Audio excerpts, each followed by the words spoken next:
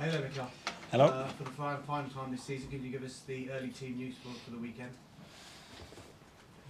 Not many more. We had some issues this week. Well, to be fair, in the last few weeks, as you noticed, some players were unable to play and participate in the games. With Reiss, we have a little issue as well with Bukayo. It's been for a few weeks going on with Leo. The rest, I think, they're going to be fine. Alex is still out. Obviously, Willie is still out. Tomiyasu is still out. And Nenny is still out. There are a few that they're not available. The rest is all good. Just on William Saliba, have you got any issues or worries about pre-season for him? Is it too early to say? It's probably too early to say. I think he's evolving the right way. The last few weeks they've been much more positive than the previous 2 months. But we wanted to protect him. It was an injury that needs some caring and attention, and we've been pretty conservative to give him the best possible chance to have a good preseason and go again in the next season. Great news, of course, about Bukayo Saka and his new contract this week. Can we expect more of the same with Reiss Nelson? And great news for the club. I think the club has done a great job. Everybody has participated in that deal to make it happen, obviously, and he's a crucial player for us. I think represents our club in the best possible way, and hopefully there were a few more to come. Just going into the last day now, the last day of the season, what would your parting message be for the fans and in particular to your players as well as you go into the summer?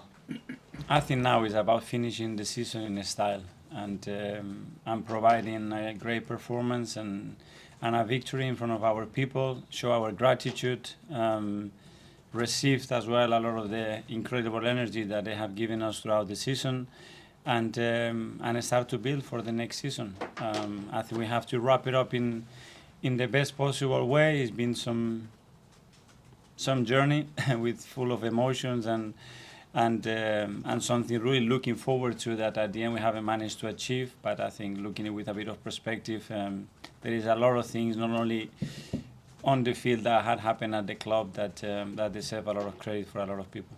When I spoke to you earlier this week, when we talked about the summer transfer window, you used the phrase that you have to nail it. Yeah. Is that because City standards are so high now that nobody can afford any kind of mistake? Well, because we have to nail everything that we do, and we have to seek for excellence in everything that we touch and we participated. That's going to have a big impact at the club, and obviously I think the competition is going to be even harder this season. That, in my opinion, has been the hardest in the 22 years that I've been in this league. And in order to do that, we have a really promising plan. We may have to reflect a little bit, take a step back, make sure that this is the right one, and go again with more determination and hunger in the tummies to do even better. Just a final one from me, Mikel. During the pandemic, when we had those press conferences, be it on Zoom or when we started coming back, the one message that you constantly talked about was how you needed the synergy between the club and the fans. Yeah. What's happened this season? Has it gone beyond your expectation, how united everyone seems to be? I particularly refer to this anthem that you now have before every game, North London Forever. It's very close probably to the dream that I had when I think 2 days before I sit down in the managerial position, I was in the other bench looking at that picture that I wasn't really happy with. I had a very similar picture in my head of some of the experiences that we have this year, but something important is missing, which is the cup at the end, lifting it with everybody together, and that's what we have to try to do now. Thank you. Alex? Hi Mikel, how are you? Hi. Just want to ask how you compare the feeling going into the final day this season with the feeling going into the final day last season.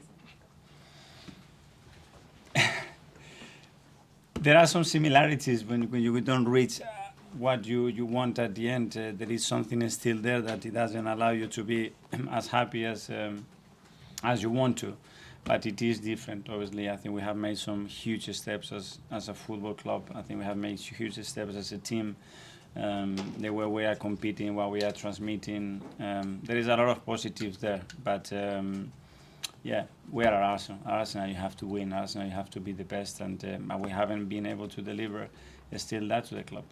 If you could sum up this season in a word, what would it be?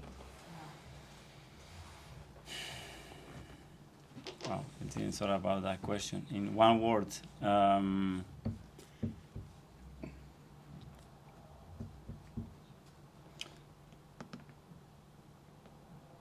probably is connection. That's how I would do it. I think the team has connected. I think the club has connected. I think the departments at the club has connected with each other in a really powerful way. I think the crowd has connected with the team, with the club, with ownership, with the rest of the world. And I think we have connected again with our DNA, who we are, our values is, our way of doing things, and we have to move forward with that. Will there be end of season celebrations for the players, or have there already been celebrations? No celebration, obviously. First of all, from our side, show gratitude for everything that they've done, not only the players but the staff as well, the work that they have put in, all the energy or the passion, and just being together. We did a little dinner last week all together as well, to be together, and that moment in the stadium is a really nice one. We have our families, we have everybody there, and it's a good moment together to wrap the season up and look at each other and go again. Wolves on Sunday. I know you're friends with Lopetegui, aren't you? How highly do you rate him as a manager? Yeah, he's done a great job again, once more. I think he got the club in a really difficult position in the middle of the season, and straight away I think he has transformed performances and results to be safe much earlier than anybody could expect probably, and he's done it in a really difficult environment, so big credit to him. Just finally, maybe the most important question, who's looking after win over the summer? We have, I think, 300 or 400 candidates here that want to take it, so that's certainly not going to be an issue. She will be looked after very well. Thanks, Mikel. Good luck Thank you. on Sunday. Simon? Mikel, you started the season so quickly and fast, and with your transfer business, I think the last deal you did was sort of mid-July. How much do you think that helped to the fast start, and how much do you want to try and replicate that this summer to get to the season? That certainly contributed to the team getting the right foundations, building the right chemistry between them, the right level of comfort and security in the new players to give them a little bit of time to adapt to a new life, a new country, a new team. And then it happened in a really natural way. We got some really good characters, great players, but really good characters as well that really glue into that team so quickly, and we generated from the beginning what we wanted, and results help, which is crucial, and then we started to have a good momentum. We heard from Granit last week saying that he was hoped his future was going to be resolved before this last game. Are you able to give us any sort of update on what the situation is ahead of Sunday? No, I cannot talk, and I won't talk about any future of any players or any member of the staff. We have to wrap up the season, do what we have to do, and then we will start to plan the following season. Just lastly on pre-season, is there any indication if Tomiyasu's going to be back for that, or is you thinking that will be more towards once the season actually started off? I think he will be really close. Gary is there, the doctor. Just tell me wrong if I'm wrong, but hopefully he will be around pre-season like Willie, to be in a good place. They've been working so hard, the boys. It's been a really difficult year for him as well, with some issues that he's had, and he's a tremendous person, he's a top professional, and we just want him to be available, because when he is available, he's really helpful for the team. Oh. Hi, Mikel. Hi. I know throughout the season you've mentioned wanting to be better each day. I was just wondering, is there anything you guys have done day to day differently that's maybe helped with the progress this season?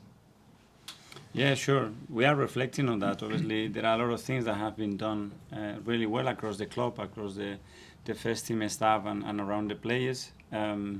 But in this league, it's not enough, so as well we have to really look and dig in really deeply. What can we do better? What the players are going to be needing, what the club is going to be needing next season, so how we can provide the best possible chance for those players to perform at the best, get the best out of them for 10.5 months in a really exciting season. And that's the thought process that we have to go again and again nail it. And I know you mentioned last week you need to get the best of the players that are already here, that maybe didn't perform at their best or have the most opportunities this season. So how do you kind of go about creating those opportunities for those guys? Well, first of all, be critical with ourselves, first with myself. My job is to get the best out of 24 players that we had available, and I haven't been able to do that. So there are 3 or 4, I would say, that still have huge potential. For different reasons, they haven't been able to do that. Whether it is injuries sometimes, whether it is game time, whether it is because I haven't had the opportunity or I have decided not to play them enough. And we have to look as well for those managers, because those managers are within us, is players that we already have, and our job is to make them better. Charles? Okay, I presume, did you sit down and watch the Manchester City-Chelsea game on Sunday and watch them lift the title? Not a whole match. I watched some parts of that game, and then I watched again parts of the celebration, but I didn't sit there for 8 hours watching it. I was wondering what sort of went through your mind when you watched them lift the title. What was the emotion you were feeling seeing them lift that trophy? And that's what I want. And if they won it, it's for a reason. So you have to do a lot of things right, almost perfect in this league, and they have managed to do that. Just on looking ahead to the summer, you've spoken before about the importance of this summer and going up another level. Obviously, the progress you've made now makes it quite difficult. Like I said, it's small margins. And there's going to be lots of other top clubs competing for the same sort of players that you're competing for. What's the sort of selling point now? How do you convince those players to choose you over the other top level clubs who are going to be competing for them?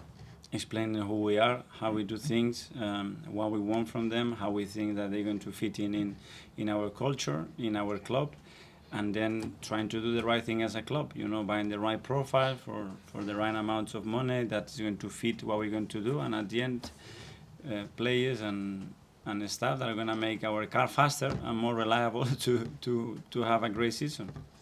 James? Mikel, I don't think we've asked you about this, but the World Cup, how much of a factor do you think having the World Cup in the middle of the season was domestically in the second half of the season? Did it have an impact physically, mentally on the players?